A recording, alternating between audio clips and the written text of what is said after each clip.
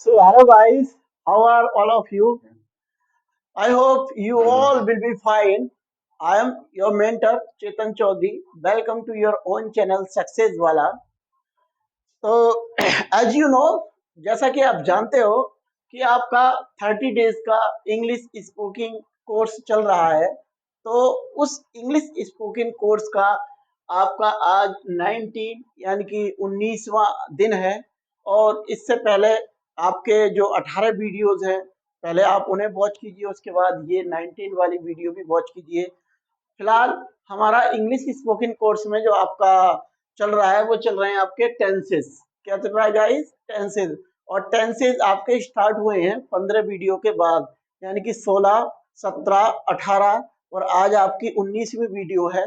16वीं video में मैंने आपको प्रेजेंट इंडेफिनिट टेंस समझाया है और 17वीं वीडियो में मैंने प्रेजेंट कंटिन्यूअस टेंस और प्रेजेंट परफेक्ट टेंस समझाया है। और 18वीं वीडियो में मैंने आपको प्रेजेंट परफेक्ट कंटिन्यूअस टेंस समझाया है। बहुत शानदार तरीके से आपको वीडियो वो मिलने वाली है। और आज मैं आपको समझाने जा रहा हूँ पास्ट इंडेफिनिट टेंस और पास्ट कंटिन्यूअस टेंस। आज आपको दो टेंसों का समावेश मिलेगा, present indefinite tense and present continuous tense. तो पेशेंस बनाए रखें और ध्यान से वीडियो को वॉच करें। ये वीडियो आपके लिए बहुत ही शानदार होने वाली है। तो गाइस, ज्यादा डिले ना करते हुए शुरू करते हैं आज की वीडियो। तो गाइस, बात करते हैं आज पास्ट इंडेफिनिट टेंस।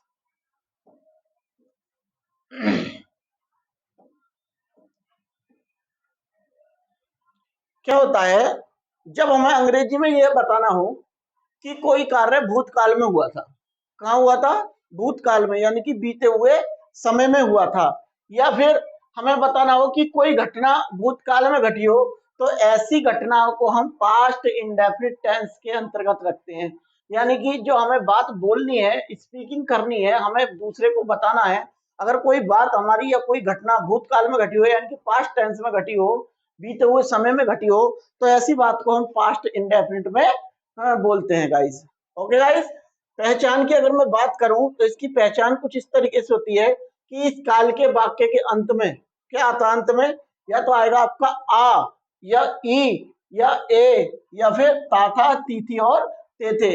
ये सारी चीजें आपकी पास्ट इंडेफिनिट के वाक्यों के लास्ट में आती हैं। आ ई ए, जैसे वह बाजार गया या गया ई, जैसे वह बाजार गई या वे बाजार गए या वह किताब पढ़ता था, वह किताब पढ़ती थी या वे नदी में तैरते थे।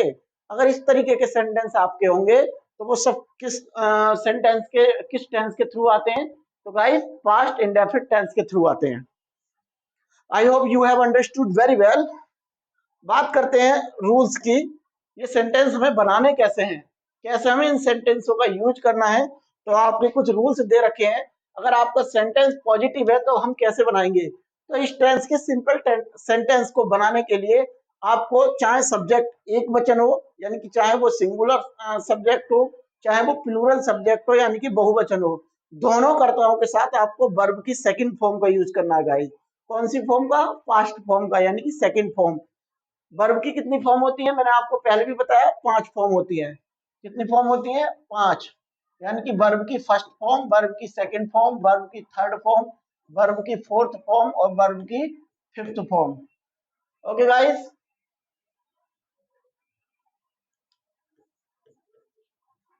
ये आपकी वर्ब की first form, second form, third form. तो आपको यूज करना है यहाँ पे सेकंड फॉर्म का। जैसे कम, केम, कम, गो, वेंट, गॉन, तो आपको सेकंड फॉर्म का यूज करना है गाइस। बात करें अगर निगेटिव सेंटेंसेस की, तो निगेटिव सेंटेंसेस में क्या करना होता है? नकारात्मक वाक्यों में एक वचन तथा बहुवचन दोनों कर्ताओं के साथ आपको नहीं के लिए डिड नॉट का यूज करना है। डिड नॉट का, इसको आप डिडंट भी लिख सकते हैं, DIDN''T।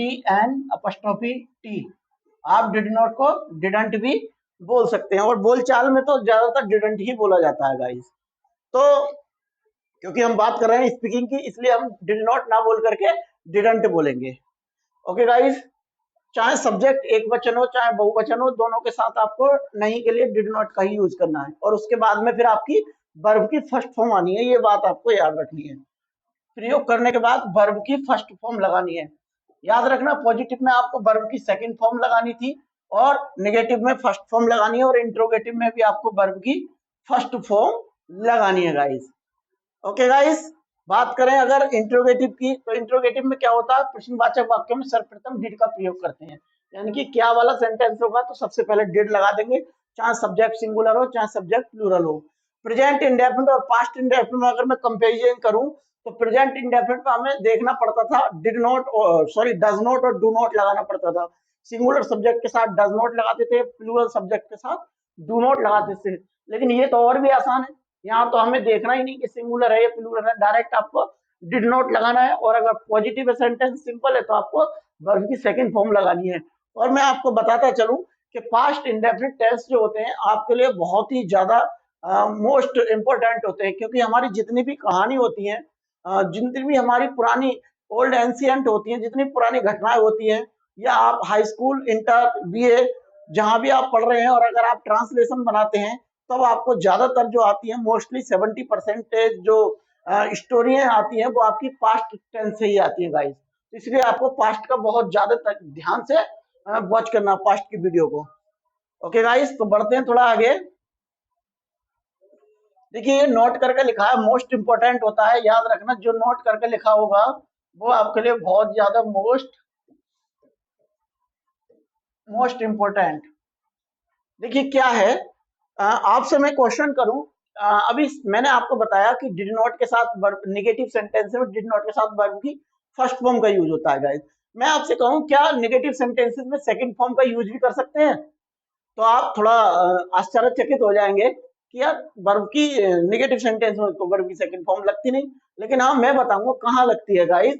जब भी कभी कभी नहीं आ जाए नेगेटिव सेंटेंसेस में, कभी नहीं, तो कभी नहीं के लिए नेवर के साथ वर्ब की सेकंड फॉर्म का प्रयोग करते हैं। याद रखना, फिर उसमें डिड नॉट का प्रयोग नहीं होगा।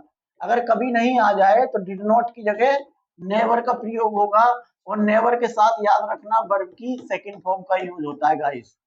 ओके गाइस, कैसे, जैसे मैंने सफेद हाथी कभी नहीं देखा, मैंने सफेद हाथी कभी नहीं देखा, तो कैसे बोलेंगे गाइस, अब इसमें डिड नॉट का यूज नहीं करना, क्या बोलना, I never saw the white elephant, I never saw the white elephant.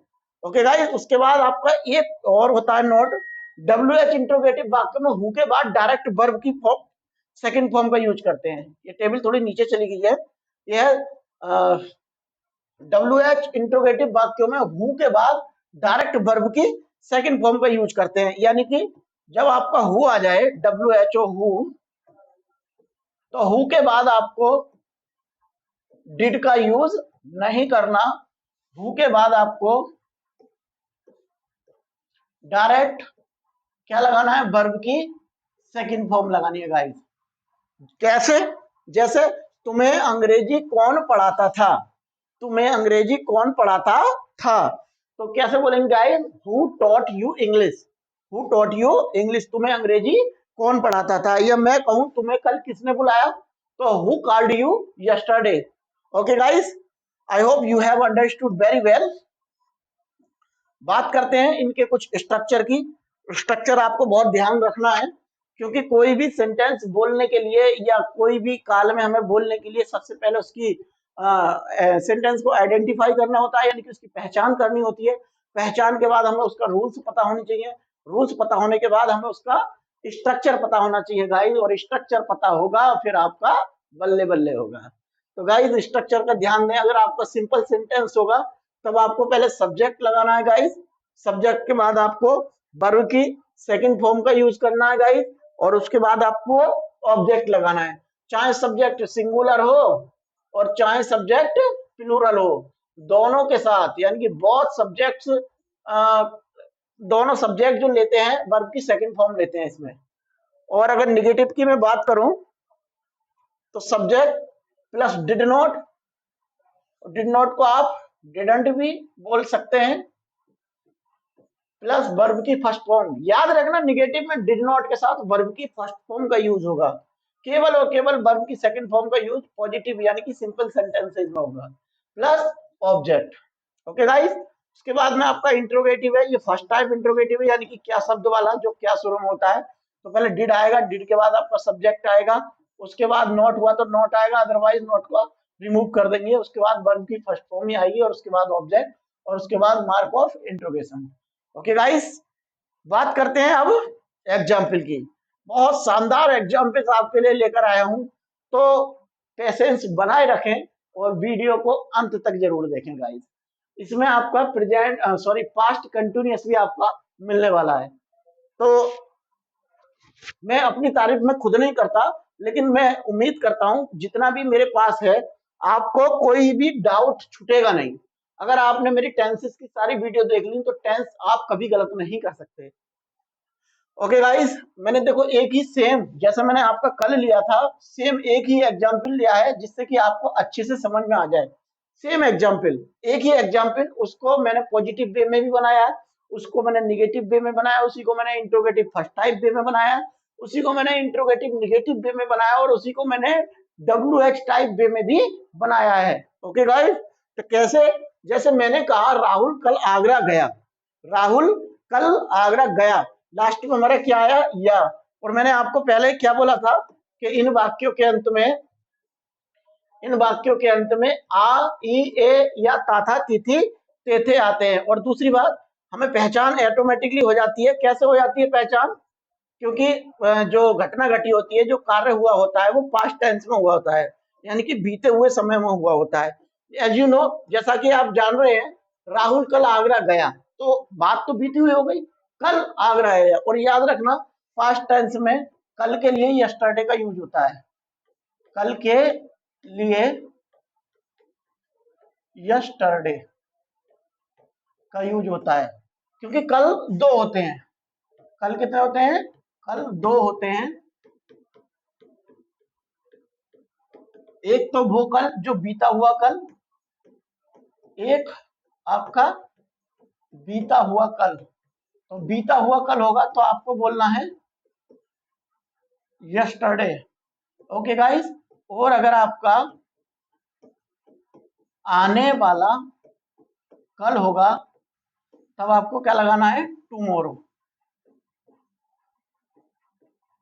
Okay guys, मैं जानता हूं कि आप कुछ लोगों को पता होगा, लेकिन ऐसे भी लोग होते हैं जिनको ये बात नहीं पता होगी।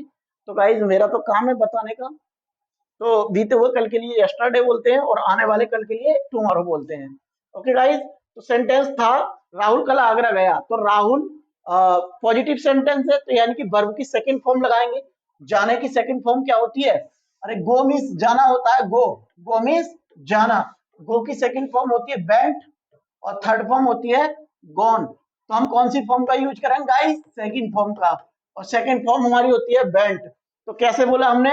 राहुल वेंट टू आगरा, राहुल आगरा गया था। आप सोच रहे होंगे ये टू क्यों लगाया? तो याद रखना, जब भी हम अपने घर से या कहीं से कहीं को जाते हैं, टू अपनी डेस्टिनेशन, ये आपकी डेस्टिनेशन है, शायद कुछ इस तरीके से दे रखी होती है मैप वगैरह में, ऐसी होती है। तो अगर हम कहीं से अपनी डेस्टिनेशन को जाते हैं तो टू लगाते हैं, और उसी डेस्टिनेशन अगर हम वापस अपने घर की तरफ आते हैं या अपने ऑफिस की तरफ आते हैं तो आपको फ्रॉम लगाना होता है गाइस। अगर कहीं से आते हैं तो फ्रॉम, और कहीं को जाते हैं तो टू लगाते हैं, चाहे वहां को दिया हो या नहीं दिया हो। तो यहाँ पे राहुल कल आगरा गया या राहुल कल आगरा को गया था, तो Rahul went to Agra yesterday. उसके बाद मैंने इसको निगेटिव वे में बनाया कि राहुल कल आगरा नहीं गया, तो कैसे बोलेंगे? राहुल, और नहीं के लिए क्या बोला था मैंने? Did not. तो राहुल डिड नॉट गो। अब क्या लगाएंगे? वर्ब की फर्स्ट फॉर्म, ये वाली फॉर्म, वर्ब की फर्स्ट फॉर्म। सेकंड फॉर्म कब लगानी है? जब सेंटेंस पॉजिटिव होगा गाइस, यानी कि ना तो उसमें नहीं लगाओ, ना ही उसमें इंट्रोगेटिव चिन्ह लगाओ, ना ही उसमें क्या, कब, कौन, कैसे हो, तभी आपको सेकंड फॉर्म लगानी है, या फिर आपको कभी नहीं के साथ सेकंड फॉर्म लगानी है। आई hope you have understood very well. उसके बाद आपका है राहुल कल आगरा नहीं गया, तो Rahul did not go to Agra yesterday. उसके बाद आपका इंट्रोगेटिव वे में है, क्या राहुल कल आगरा गया?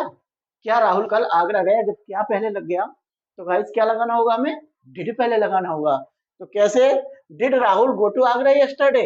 अगर यही सेंटेंस को हम इंट्रोगेटिव निगेटिव वे में बोले, कैसे? जैसे क्या राहुल कल आगरा गया, तो कैसे बनाएंगे गाइस?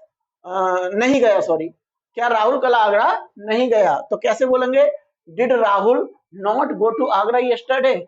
उसके बाद आपको WH टाइप बनाया है किस तरीके से कि राहुल कल आगरा क्यों नहीं गया? राहुल कल आगरा क्यों नहीं गया? तो why did Rahul not go to Agra yesterday. आप ऐसे भी बना सकते हैं कि why didn't Rahul go to Agra yesterday. As you wish, जैसा आप चाहें ऐसा बना सकते हैं गाइस। ओके गाइस, बढ़ते हैं थोड़े और एग्जांपल्स की ओर।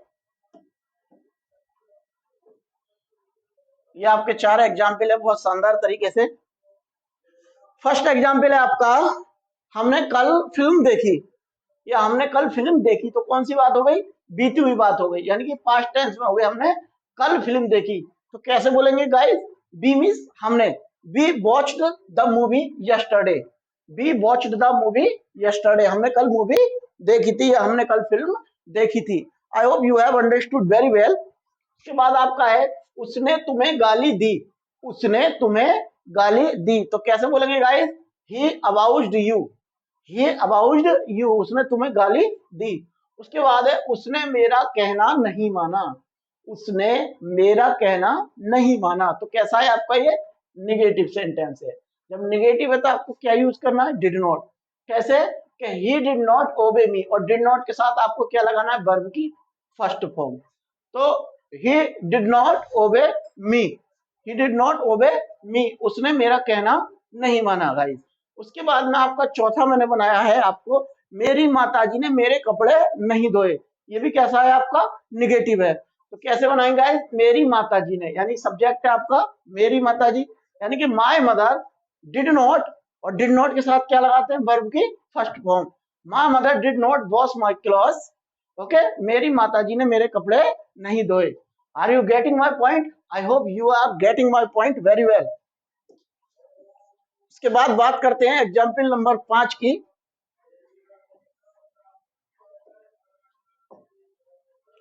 मैंने इतना मोटा व्यक्ति कभी नहीं देखा। अभी अभी क्या बताया था गाइस मैंने? कभी नहीं। ये भी आपका निगेटिव होता है, लेकिन इसमें आपको डिड नॉट का यूज नहीं करना होता है। कभी नहीं के लिए क्या यूज करते हैं? नेवर। और नेवर के साथ मैंने क्या बताया था? वर्ब की सेकंड फॉर्म। वैसे कभी नेगेटिव में वर्ब की सेकंड फॉर्म नहीं आती, लेकिन अगर आपका नेवर आता है तो नेवर के साथ आपको हमेशा वर्ब की सेकंड फॉर्म का यूज करना है गाइस। मैंने इतना मोटा व्यक्ति कभी नहीं देखा, तो कैसे बोलेंगे? I never saw such a fat man, I never saw such a fat man. Okay guys, मैं लास्ट में, अगला क्वेश्चन है आपका, क्या तुमने कल खाना खाया? ये कैसा है आपका? इंट्रोगेटिव। क्या तुमने कल खाना खाया, यानी कि did you eat food yesterday, did you eat food yesterday, क्या तुमने कल खाना खाया। नेक्स्ट है आपका, क्या सुमित ने कल क्रिकेट नहीं खेला? कैसा है आपका? Interrogative negative. क्या सुमित ने कल क्रिकेट नहीं खेला? कैसे बोलेंगे गाइस?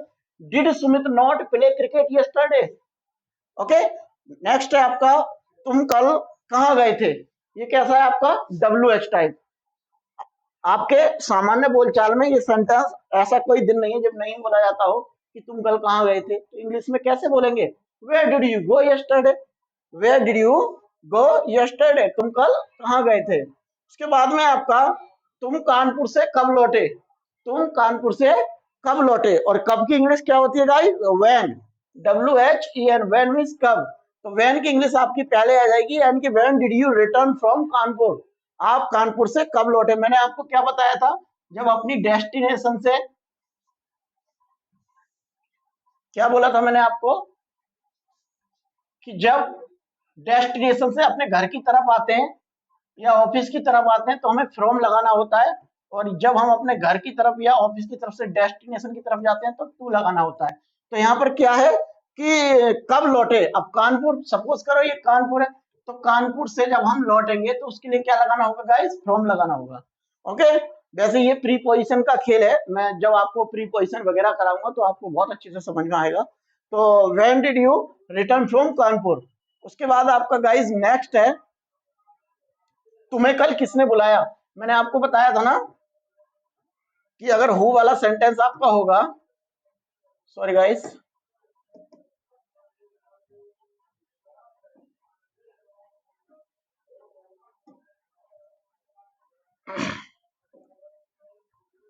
अगर आपका हु वाला होगा तब आपको हु में डायरेक्ट हु के बाद डिड का यूज नहीं करना है। हु के बाद आपको क्या करना है गाइस, हु के बाद डायरेक्ट आपको वर्ब की सेकंड फॉर्म लगानी है।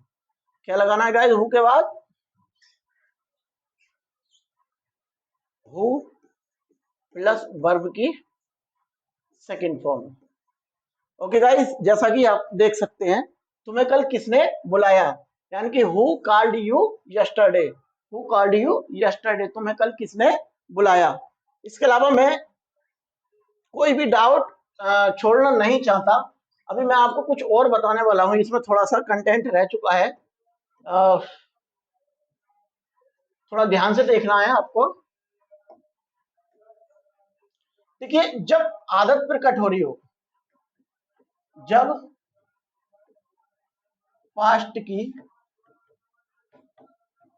कोई आदत यानी कि हैबिट प्रकट हो रही हो तो यूज्ड टू या वुड का प्रयोग करते हैं। मैं आपको डिफरेंशियल वे में बताऊंगा। जैसे मैंने कहा कि मेरे पिताजी अखबार पढ़ते थे। ओके गाइस, और एक सेंटेंस है, मेरे पिताजी अखबार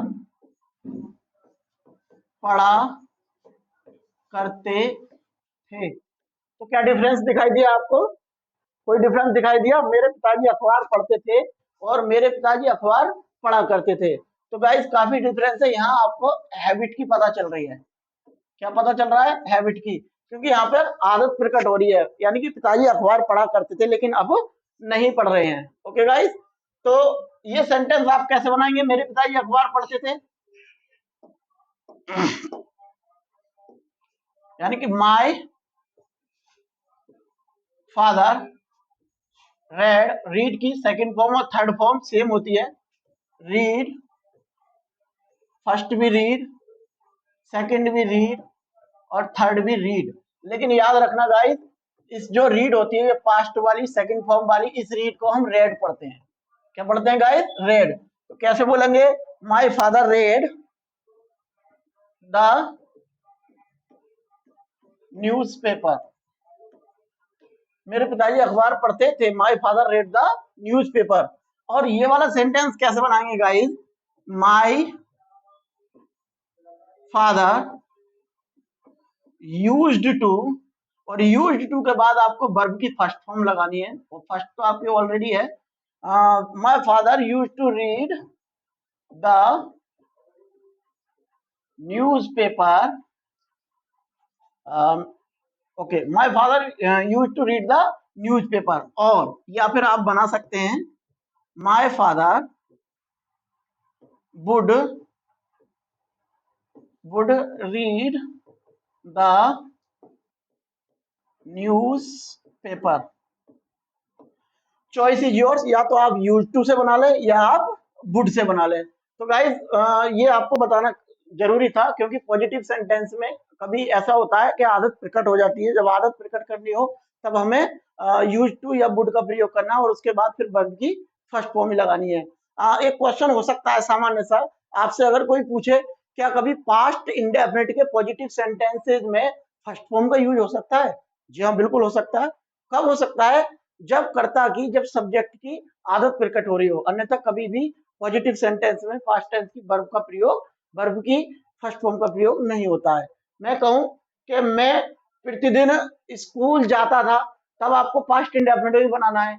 अगर मैं बोलूं कि मैं प्रतिदिन स्कूल जाया करता था, तब आपको क्या बनाना है, यूज टू से या वुड से, यानी कि I use to go school daily.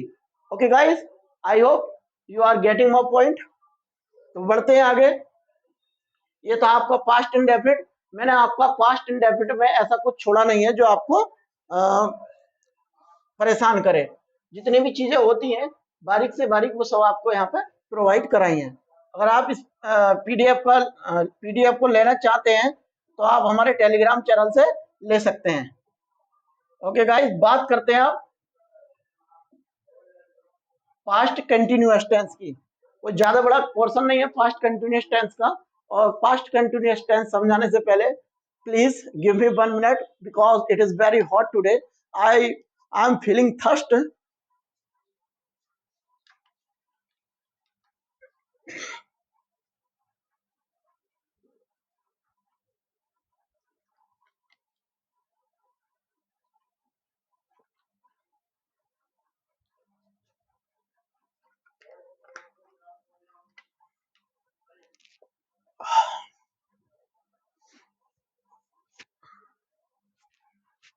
Okay, welcome back guys. बात करते हैं पास्ट कंटिन्यूअस टेंस। जैसा कि मैंने आपको कल की वीडियो में बताया था, सॉरी परसों की वीडियो में, प्रेजेंट कंटिन्यूअस टेंस ऐसे ही आपका पास्ट कंटिन्यूअस टेंस होता है। बस क्या होता है, वो वर्तमान में होता था और ये भूतकाल में होता है। जब कोई ऐसा कार्य है जो भूतकाल में जारी था परंतु अब नहीं है, भूतकाल में जारी था, या कोई घटना जो भूतकाल में घट रही थी, तो ऐसे वाक्यों को बनाने के लिए हम पास्ट कंटिन्यूअस का यूज करते हैं।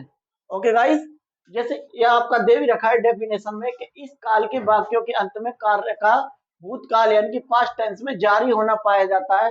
या हम कह सकते हैं कि यदि हमें अंग्रेजी में यह बताना हो कि कोई कार्य भूतकाल में जारी था तो ऐसे वाक्यों को हम पास्ट कंटिन्यूअस टेंस के अंतर्गत बनाते हैं। ओके गाइस, बात करूं अगर मैं पहचान की, तो इस काल के वाक्यों के अंत में रहा था, रही थी, रहे थे आदि शब्द आते हैं। क्या आता है गाइस? रहा था, रही थी, रहे थे। जैसे मैं किताब पढ़ रहा था, वे कपड़े खरीद रहे थे, या मम्मी गाना सुन रही थी, या खिलाड़ी क्रिकेट खेल रहे थे, या श्याम बांसुरी बजा रहा था। तो जितने भी आपके रहा था, रही थी, रहे थे आएगा, वो आपको सब कहाँ बनाना है? पास्ट कंटिन्यूअस टेंस में। क्या बात, पहचान क्या होती है आपकी, ये आपको पता चली गई है। उसके बाद बात करते हैं थोड़ी सी एवं इस टेंस में हम हेल्पिंग वर्ब जो रूल्स हैं आपके वो बता देते हैं। हेल्पिंग वर्ब जो होती है वाज वर्ब का प्रयोग करते हैं। पास्ट इंडेफिनिट में आपको था थी थे की अंग्रेजी वाज वर्ब नहीं लगानी होती थी, लेकिन कंटिन्यूअस में आपको वाज या वर्ब का यूज करना होता है। वाज वर्ब का यूज करते हैं अपन वाज वर्ब के बाद वर्ब की फोर्थ फॉर्म यानी कि वर्ब की फॉर्म में आईएनजी, वर्ब की फर्स्ट फॉर्म में आईएनजी का यूज करते हैं गाइस। रूल्स की अगर मैं बात करूं, एक वचन कर्ता यानी कि सिंगुलर सब्जेक्ट के साथ वाज लगाएंगे तथा प्लूरल सब्जेक्ट यानी कि बहुवचन कर्ता के साथ आप वर का यूज करेंगे।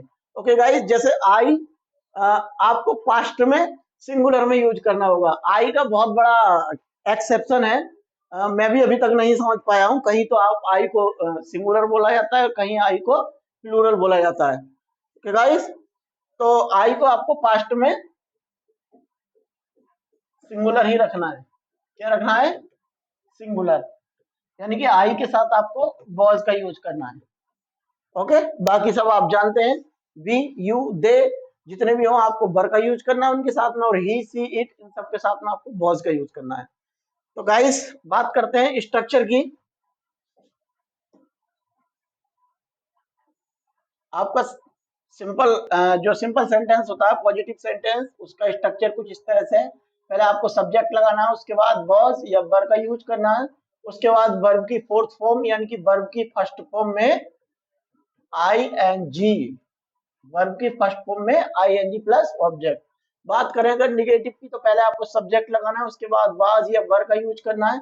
अगर सब्जेक्ट आपका सिंगुलर है, सब्जेक्ट आपका सिंगुलर है तब आपको वॉज लगाना है, और सब्जेक्ट यदि आपका प्लूरल है तब आपको वर का यूज करना है। ओके, उसके बाद नोट लगाना है, उसके बाद वर्ब की फोर्थ फॉर्म, उसके बाद आपको ऑब्जेक्ट। अगर मैं बात करूं इंट्रोगेटिव की, तो इंट्रोगेटिव का आपको यानी फर्स्ट टाइप इंट्रोगेटिव हुआ या क्या शब्द शुरू में आए तो आपको वॉज या वर्ब पहले लगाना है, उसके बाद सब्जेक्ट लगाना है, उसके बाद आपको नॉट का यूज करना है। अगर नॉट वाक्य में दे रखा हो, नहीं दे रखा हो तो नॉट का यूज करना है, अदरवाइज नॉट को रिमूव कर देना है। उसके बाद वर्ब की फोर्थ फॉर्म लगानी है, उसके बाद ऑब्जेक्ट, उसके बाद mark of interrogation. So guys, I hope you are getting my point. बात करते हैं एग्जांपल्स की। वीडियो थोड़ी लंबी हो रही है, आई होप आप पेशेंस बनाए हुए होंगे और आपको बहुत कुछ सीखने में मिलेगा। तो please don't skip the video. मैं खाना खा रहा था, बात चल रही है पास्ट कंटिन्यूअस की, यानी कि पास्ट में कोई काम जारी था।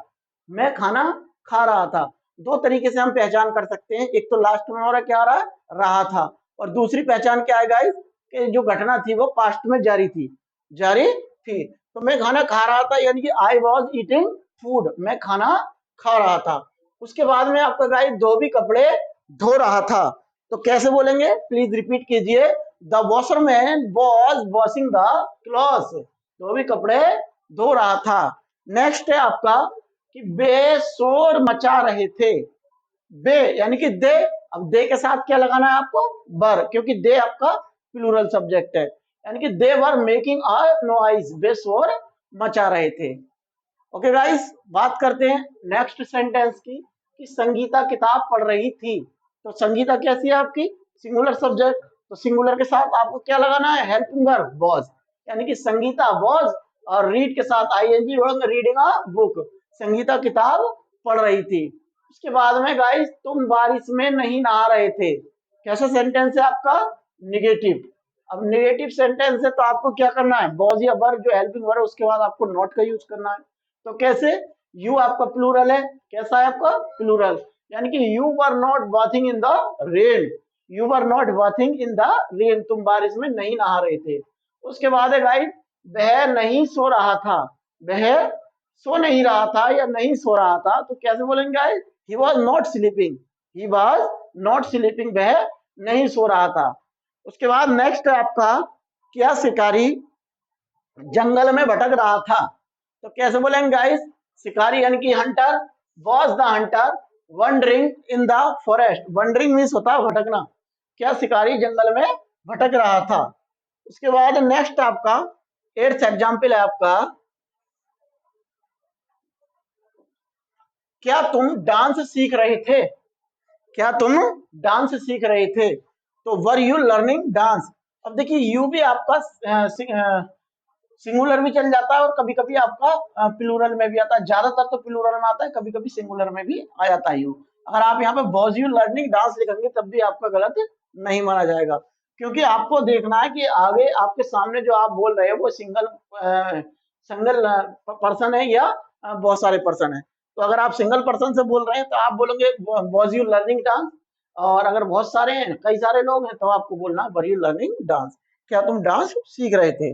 उसके बाद में गाइस, माली पौधों को पानी क्यों नहीं दे रहा था, माली पौधों को पानी क्यों नहीं दे रहा था, तो कैसे बोलेंगे गाइस, क्यों की इंग्लिश क्या होती है, वाई, और कैसा है आपका डब्ल्यू एच टाइप, तो वाई की इंग्लिश आपकी पहले लगा दी, यानी कि why was the gardener not watering the plants.